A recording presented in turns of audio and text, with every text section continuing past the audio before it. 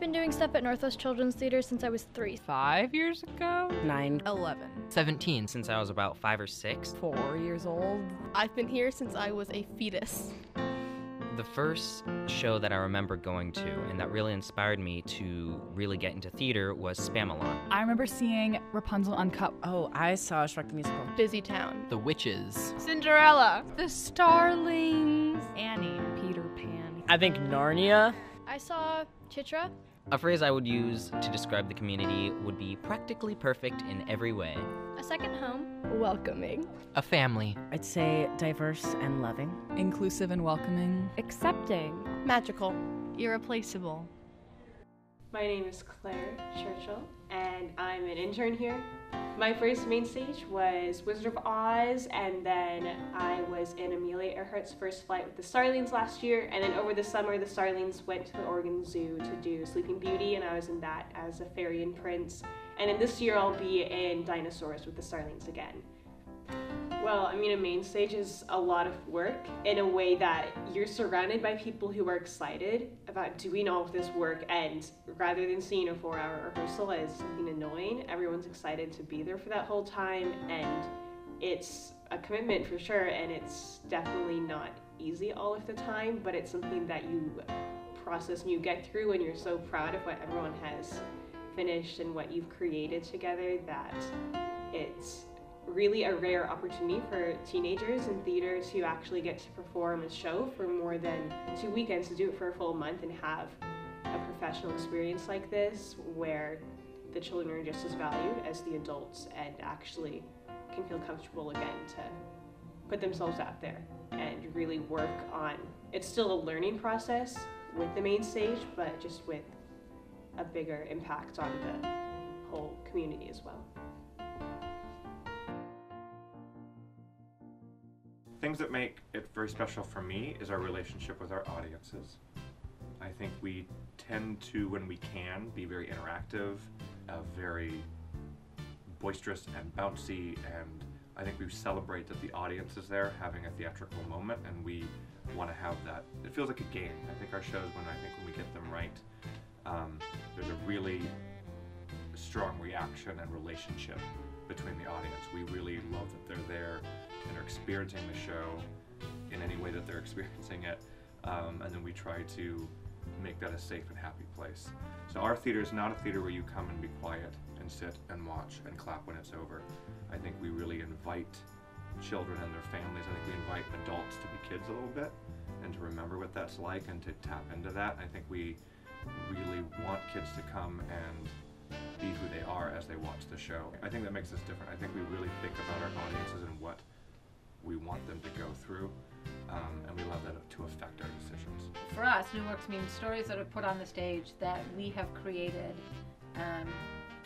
the script for, as well as the concept for the production.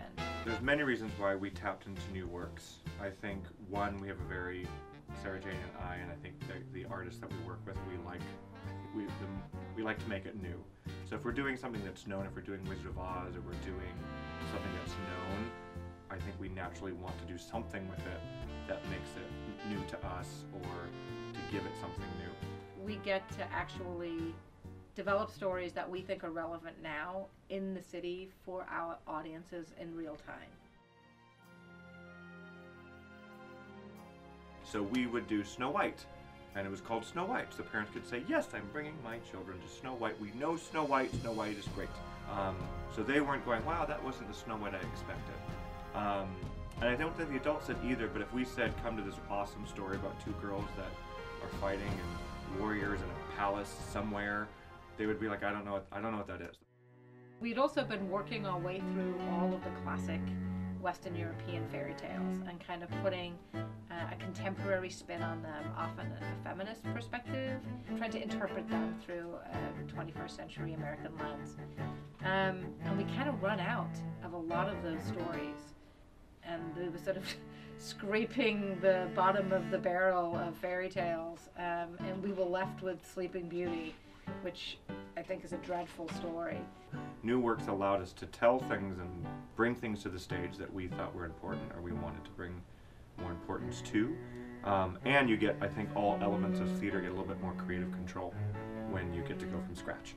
The Starlings, I think, are kind of, a really beautiful hybrid of a lot of things we've learned from new works. John was creating more and more elaborate and effective puppets for all kinds of shows. When we hit a point in the story where we're like, we don't know how we're going to do this, one of the solutions that we had in our toolkit was a puppet. We were like, do we really have to do Sleeping Beauty? Also, we want to do a puppet show. And so we were like, okay, we'll do a puppet version of this last fairy tale. And then out of those conversations, the Starlings were born. So Sarah posed the question, what if we had something else that you were going to go see, and that got you in, and you cared less about what it was? And so the idea was the audiences would come to Sleeping Beauty, meet the Starlings, get to know their methods of storytelling, and then from that point, we could tell stories that weren't called Sleeping Beauty, but something equally recognizable. So this is one of the first mock-ups I made. So when we started, the first ones were all pretty much raw foam. So upholstery foam, stuff that's mattress foam. I was spray painting it, then I learned to dye it. We would make the puppet. It was all dyed in different colors, and then maybe some feathers and a few other things. And then I started playing with other things to cover them in. So the second round, we had more dyed foam that was airbrushed. We started adding more boas and feather pieces, and then I started learning about other types of foam. So foam that kind of looked like feathers. So it was kind of a raw foam puppet with more stuff on it. And then the newest version of the Starlings are puppets that are made of foam and then fully covered in fur, other types of foam, or Aeron fleece or Muppet fleece. The population of the puppet making is about 90% me. I get some help on fabrication days where it's like, oh my gosh, everybody glue a pom-pom on something. But right now they've been pretty much a one-man band. So in my mind, I'm like, okay, puppet show. So like 2 birds, maybe 5 really dynamic puppets, small, intimate, controllable. And Sarah's like, so I'm thinking like 250. I'm like, oh! She's like, I want the theater filled. I want it to be as if they've taken over the whole building. Like they're everywhere. They're in the lobby, they're getting into your seats, they've made just everywhere. Hundreds and hundreds and hundreds of birds. Which to me, in my mind was like, that's hundreds and hundreds and hundreds of puppets. But the idea is that you're just overwhelmed with them. And I think if we get that, we've got something right.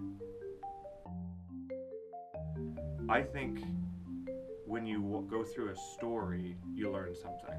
I think we tell stories to learn. So I think theater is all about telling stories. I think if you hear a story, you should learn something. I think that you can go further than that, than just hearing a story and getting something from it. I think theater is, I don't know how you don't get something from it when you watch it.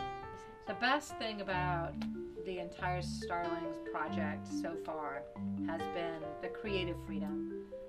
We have stories of kids saying to their parents, the parents will say, hey, do you want to go see Mary Poppins? And they'll be like, are there any birds in it?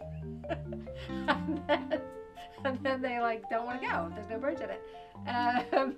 Which I just think is hilarious considering, 3 years ago we hadn't even thought about it. And when you've been doing I've been in the same work for 10 years in this job, 10 or 11 years. And when things start to feel a little predictable, that's a sign that you've got to change things up. If it's not exciting and engaging to the artists that are making the work, then it probably isn't going to be very exciting and engaging to the audience. And that's kind of unacceptable. And what the Starlings have done is really inject many shots of adrenaline into the